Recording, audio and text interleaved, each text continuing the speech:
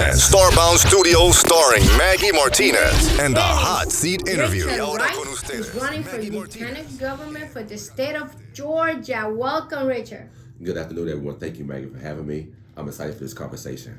This conversation is going to get hot, so tune in because you need to listen to Richard and what he brings to the table to benefit not only society but your family and your budget and your pocket. It's so important. Well, the first questions, definitely, Georgia has one of the highest uninsured rates in the nation. As lieutenant governor, you will play a critical role in the budget and in health care. So how can we expand Medicaid right here in Georgia? Great question. I think there are plenty of ways to expand Medicaid. I think that the pathway plan that our current governor has is not working. It's only insured about 4,000 people, and that's just not enough. There's over 500,000 Georgians that would qualify if Medicaid was expanded.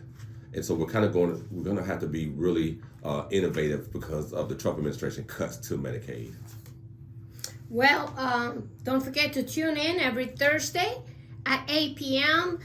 So you can listen to the conversation that we have here at the Hot Seat Interview. It's on YouTube, on demand. Be there because you need to know what Lieutenant Governor, our next Lieutenant Governor in Georgia, has and bring to the table to benefit and to improve the quality of life of all of you. Now, it's important that if you feel in your heart to send a donation, because we want to keep the show going, you could send it to starboundpr.com. Also, I want you to know that I wrote a book. It's called The Secrets of Campaigning, 40 years of experience, how to run a campaign statewide or local. So it's important that if you have a friend that is planning to go run for office, buy it for them because it's important. If you want mine to sign it, just let me know. So it's on Amazon, don't forget, okay? Well, Richard, let's see. Let's look at the numbers. Okay. How many people are currently covered with Georgia's Medicaid program? Certainly, we could talk a little bit about the pathway, how much it costs annually, and do you think it's sustainable? Currently, there are 2.2 million Georgians that are covered by Medicaid within the state. And the pathway program that our current governor has is it sustainable? Some of the issues with it are, number one, it only goes up to 100% of the federal poverty rate, which is about $15,500, right? $15,500. And so part of his plan is there's work requirements. And so you're going to X out a lot of people because if you go work part-time and you make $16,000, then you don't qualify for it. And so that's leaving a lot of Georgians uninsured. And so we have to really craft a plan that really expands Medicaid and coverage to everyone and health insurance coverage to everyone. So give us a scenario. So if I make $20,000 a year, how can I get the benefit of Medicaid or the pathway? I cannot qualify? You don't qualify for the pathway. If Governor Kemp would expand Medicaid in the state, then you would, because at $24,000 for a family of three, that's 200% of the poverty line. So then you will be able to qualify, making $20,000 a year for Medicaid, and that's critical. It is critical. Well, Georgia has seen the closure of over 10 rural hospitals. Yes. In the last decade. Yes. Right? The entire community have lost access to the ER and maternity wards. Yes. What's your plan to prevent more closures and restore basic health care in the rural areas? Yes. Currently, we have about $18 billion in reserves in the state of Georgia, with $11 billion being undesignated. And so we're going to have to make a decision as a state that we want to invest in our citizens. Again, we want to invest in our citizens. As a part of that is expanding Medicaid, but also investing in rural area hospitals and keeping them open. Okay, let's talk about the homeless and the housing crisis. Right now, and just to give you a scenario, my son, it took him almost 10 years to be able to buy a home. Yeah. We were able to find one for $200,000 just for him. That's a lot of money for a person that just graduated and wanted to have his own home. More Georgians, including veterans and seniors, are living in cars, motels, and tents. If you go right here in Stockbridge, Georgia, I went with a friend of mine to see what's going on, and it's sad to see that. It's sad to see society in that stage, right? What specific policies will you propose to address affordable housing and reduce homeless statewide? Yes, I have a plan to really reduce the homeless crisis and the affordability crisis. And the plan is sustainable growth housing, right? Because we want to sustain growth of individuals, whether you're a married couple or whether you're somebody who's returning to society. And so that's going to be workforce development housing. It's going to be housing predicated off of student housing. It's going to be housing for areas within the state that we really struggle with affordability issues. And so it's going to be a plan that's just predicated off of expanding a tax on real property purchases. And so what that will do is that will allow us to then funnel money down to trust funds in communities where that they can help developers and give them incentives to do affordable housing. Because right now, you go around and they say starting in 300,000 this home, or this of the 200,000. Yeah. Who can afford that? Yeah, that's we're pricing people out. We also have private equity who's coming into a lot of states, but particularly in Georgia, and they're buying up a lot of houses. And so we have to reverse the trend of trying to take this nation into a nation of renters. This must be a nation of owners. And so there's a way to accomplish people owning homes, whether, again, you're a married couple or whether you're returning to society, to sustain your growth. The state, and particularly the governor, lieutenant governor, have to invest in people. Again, that's going to be my main message, that we have to invest in people. Well, I'm going to cut it here. Cut three. You are banging constantly the table. So you could move your hands. We like to move your hands, but if you do this, you see the microphone right here? Yes. Okay. Cut three. We're going to look at the camera. We're going to smile, and I'm going to make the next question. Okay, smile to the camera. Well, Richard, in today's digital world, internet access isn't a luxury, and it's a necessity. But today, parts of Georgia still have no reliable internet. How will you expand the broadband internet access in Georgia? Yeah, I think we have to take a holistic look at areas of Georgia that doesn't have it. And for example, kids who are in school, right? How do we expect them to really facilitate learning and bring learning home when they don't have broadband access? And so we're going to have to spend with investing in a rural area of Georgia, places that doesn't have broadband. Well, let's pivot to the national politics. President Trump recently praised what he calls one big beautiful bill, a sweeping legislative package that passed the U.S. Senate 51-49 and almost failed at the House of Representatives. Do you support this bill? And how will it affect Georgia policies on education, reproductive health care, and voting rights? I don't support the bill. I think that it's a failure to really help the middle class. And that's what my message is a message to help working individuals. And most of working individuals do fall into the middle class. And so the tax benefits go to corporate America. A lot of them go to corporate America. And the cuts come from Medicaid and SNAP program. And so it's not an even exchange. And so what we need to do is focus on, hey, how can we build business ecosystems? How can we help folks transition from high school to college and into the workforce? How can we make living more affordable? And so those are some of the things that are failed in the bill, and also in the bill, small businesses really are helped. Well, but this bill brings to the table that in the next 10 years, it will be $3.3 billion in debt.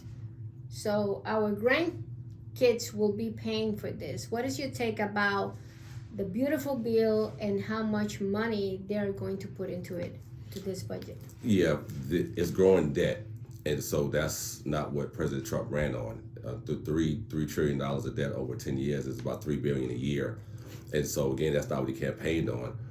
We have to come to the realization that there are going to have to be some revenue increases, and revenue increases are really tax increases. And so there's an avenue for the wealthy to pay a little bit more in taxes, provided that we give the return to the people and make the people more secure in housing and in healthcare, and that will in turn help the business ecosystem as a whole advance a lot better.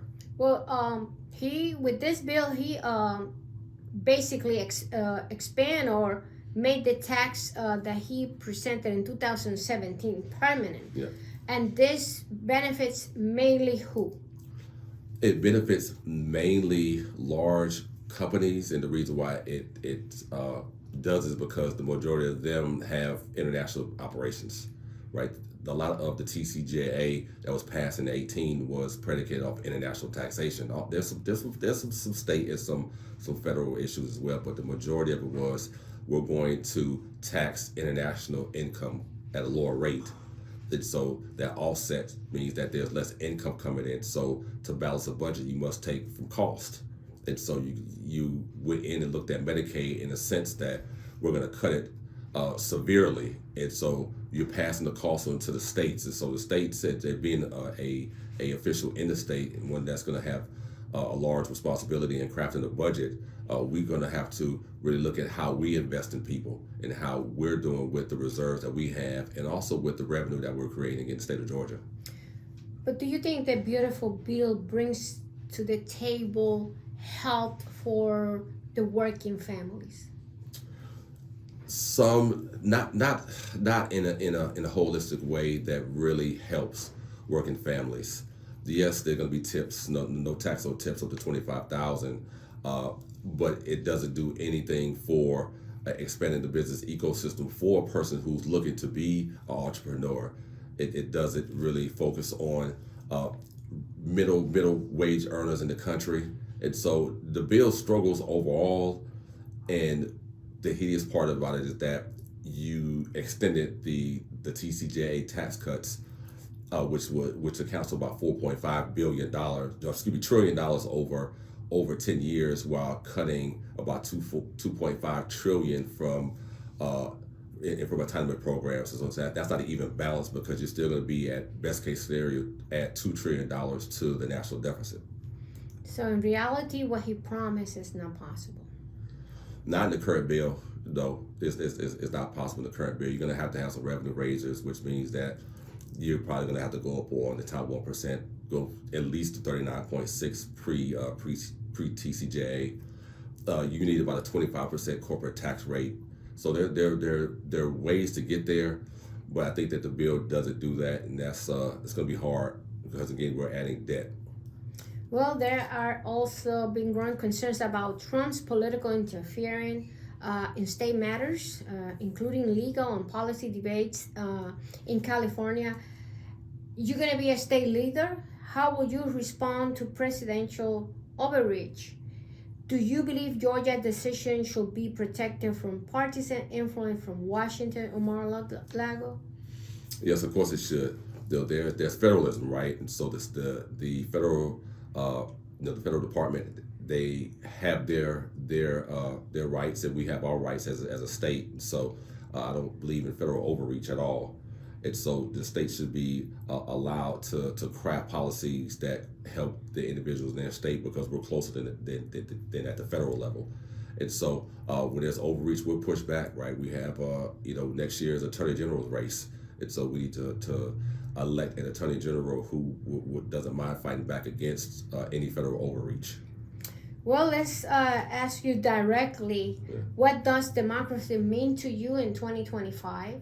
We see a new era. Yeah. We see a president that overlooks Congress. he just make decisions, just signing a presidential document and making decisions without the input of the people that represent the people in Congress and the U.S. Senate. And do you believe democracy is under threat here in Georgia? And also, to this one, do you think the message of the Democratic Party is wrong? I would say that democracy, I always tell everybody, democracy requires listening to the other side, right? And so that's the way that I view politics. That's the way I'm running as a candidate, is to have the ability to listen. And so, and democracy only survives that way. And so, in this new Trumpian era of politics, it's a lot of emotional pull. So I manage people's emotions, and I think that's what's going on. And so I think what I tell people is that managers manage and leaders lead. And we're at a point right now where we need leaders to come forth and put rational ideas on the table to push back against a lot of radical issues, radical ideas on both parties, right? That's why I pride myself on being as a rational, moderate leader who's looking to do what's best for the people, not the person, not the party, but the people of Georgia and the United States as a whole. Well, we are talking with Richard Wright. He's running for Lieutenant Governor as a Democrat. He identified himself as a rational leader. Yes, I'm a rational Democrat who, and rational just means that two things can exist at one time, both be true. And you, the people, should expect me, the Lieutenant Governor, to solve both, right? And that's what rational is.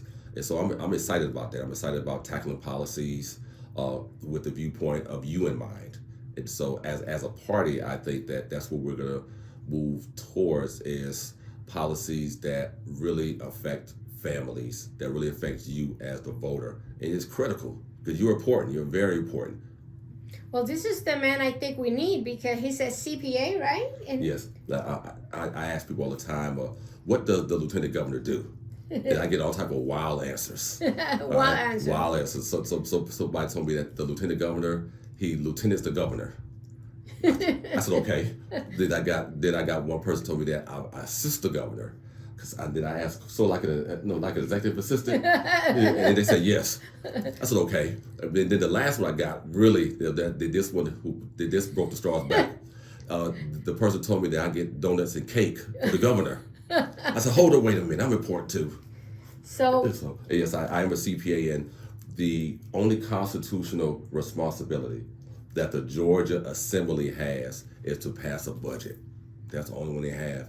And so when you want a CPA to be involved in the budget process, especially now that we're going to have budget cuts coming from the federal government. You see, we only bring the best and only the best to the hot seat interview. This is the place to have a conversation with your candidates where they don't have any sort of pressure from anywhere except mine. So it's important that you listen to them and make sure you share this show so everybody knows about Richard Wright. He's a CPA. Oh, not everybody's a CPA, you know what I'm talking about? But he knows about numbers. And when you know about numbers, you know about everything. Yes. That's why I tell people, it's critical because as a candidate, I want to make sure that all Georgians have the economic resources they need and have the economic opportunities they need. And that's critical. Well, Georgia schools are struggling, Richard, with teacher shortage, cultural censorship, and funding challenges. What role will you play in shaping education policy that both inclusive and future focused? This is so important. Very important. And I tell people that I'm the person in terms of a student that you want to reach. I dropped out of high school. I dropped out. And my mother made me go get my GED. And so I understand how kids can struggle. Because I struggled. And so just taking the experience that I struggled with and really taking it to a position that can affect and help students. And so how do we really tackle issues that our students are really facing? And so there's some budget issues that we're going to have to do, right, to invest in our schools more. I believe in pre-distribution. Pre-distribution just means that we're going to address our kids' need at an earlier age. That means we're going to start funding preschools more. We're going to start funding our preschool teachers more. We're going to raise salaries, because once we get a child reading early, right, they're more likely to be successful. Studies show this all the time. And so I'm a big advocate of education, because education changed my life. I wouldn't be here in front of you if I just dropped out of high school and just went on about business. But I had a strong mother and had people praying for me, and I had to do the work as well. And so I want to offer my insight into how our schools are struggling and what we can do to really push forward Georgia as one of the best states in terms of education for our kids. Well, one thing is for sure, Richard, you know your math tables. You got your GED, but you know your math. So that's why he's a CPA right now. And this is so important that we bring and we vote for leaders that bring their experience and their educational background to the position to benefit the citizens of Georgia.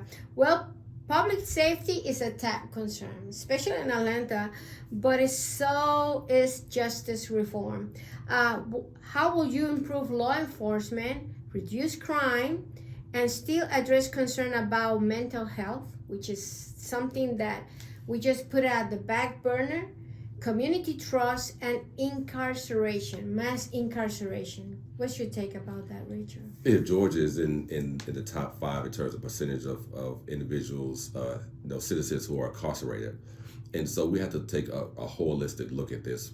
Part of my plan will be to expand blue-collar opportunities, right, for individuals who are entering into society, but also our young kids. I want STEM programs in middle schools, and we're going to have to fund that to get that done. And so there are definitely opportunities to have law enforcement participate in more with our kids at a younger age in our middle schools, in our elementary schools, so that they don't have the same fear of the police, and also the police don't have the same fear of the kids, because if you get to know them at a younger age, right, you will be as fearful of them. It's a matter of trust. Yes, the trust. The trust equation is real big, and it goes throughout any relationship that you have with someone. And so I believe that Georgia incarcerates too many individuals without giving them a pathway to better themselves. And so a major part of my platform will be, hey, how can we train individuals to get them to be successful in society as a pathway to expungement for all nonviolent crimes? About 30% of Georgia prisons are full of individuals with nonviolent crimes, right? And then we're spending about $600 million a year on individuals who are incarcerated with nonviolent crimes. Well, we should be able to provide a program for them to be able to get out and get back in society, to be functional, right, and to produce and to give back to society. And so there's blue collar opportunities to do that. We need more HVAC, we need more electricians, we need more plumbers, and the state knows that we need more truck drivers, we need more barbers. And so part of my plan is a 5-year program that will take you from having to get your GED all the way to the expungement piece of year 5, and that's just, hey, getting your certificate, working, staying out of trouble for the 5 years, and also having an entrepreneurial program that you can attend, because once you get the skill set as being an HVAC individual employee, you may want to own the company. That's right. Right. And so that's what we want. We want owners out here so that they can hire individuals. And so I'm glad about the program that I'm going to present. I think it's one that's going to pass, and we're going to really do a lot for Georgia citizens.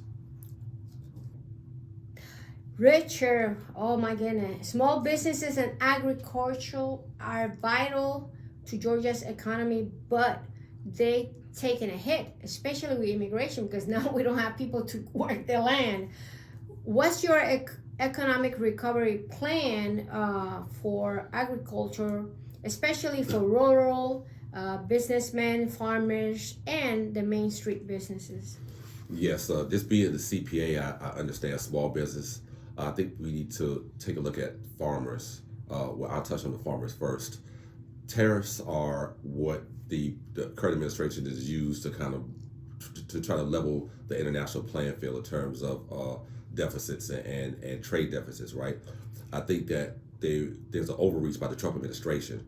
And so we, on a state level, got to see, hey, how can we truly support our farmers, whether it's with credits, whether it's with some tax deductions to kind of offset the increase in tariffs, so that they can really compete price-wise with with other countries and with other businesses throughout the United States of America.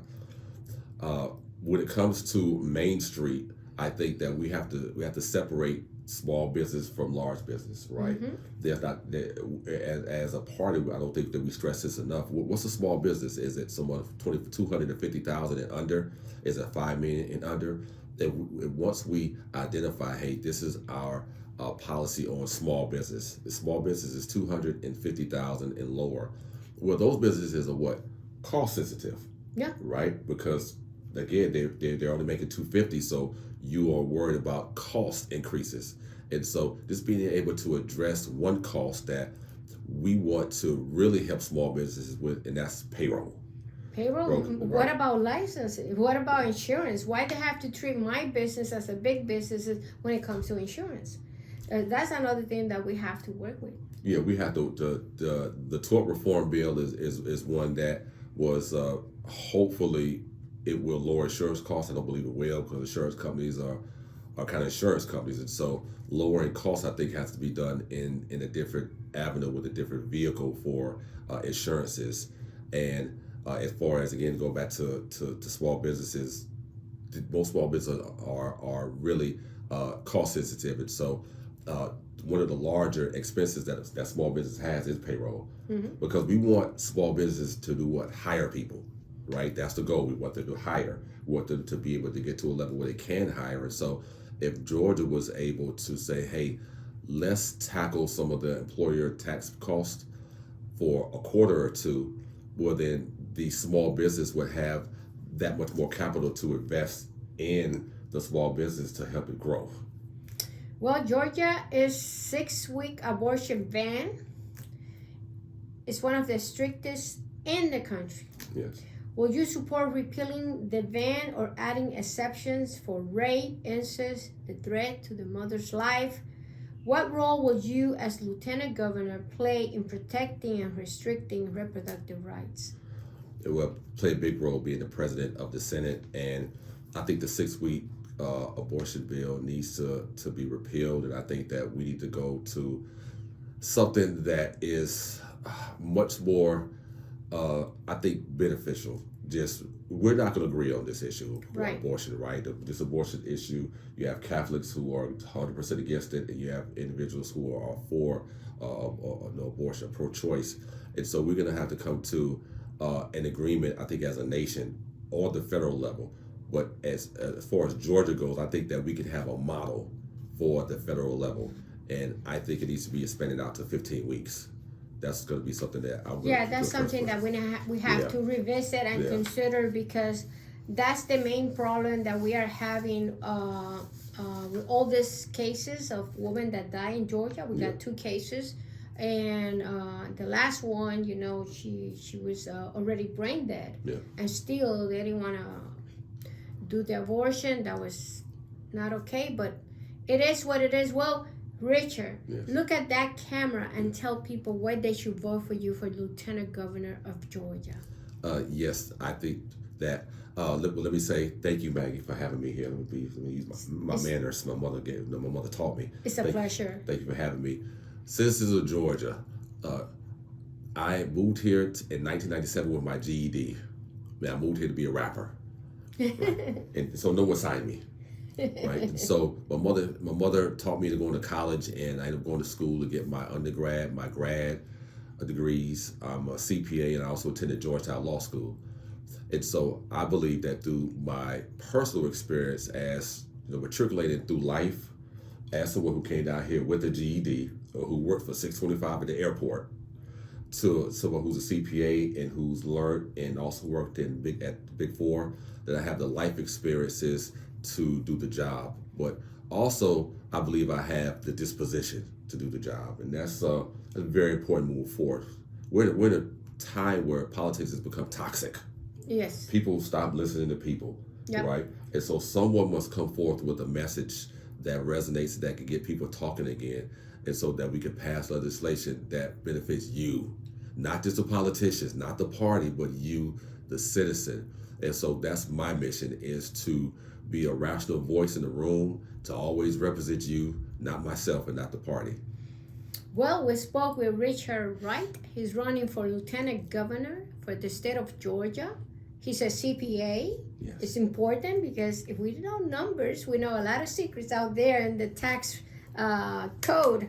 And as always, we'll invite you and invite your friends to be part of this conversation, because this is the platform for the Democrats to come and talk to you directly about their ideas, what they have in their mind, and what they bring to the table. So it's very important to do that. Don't forget to subscribe to the channel.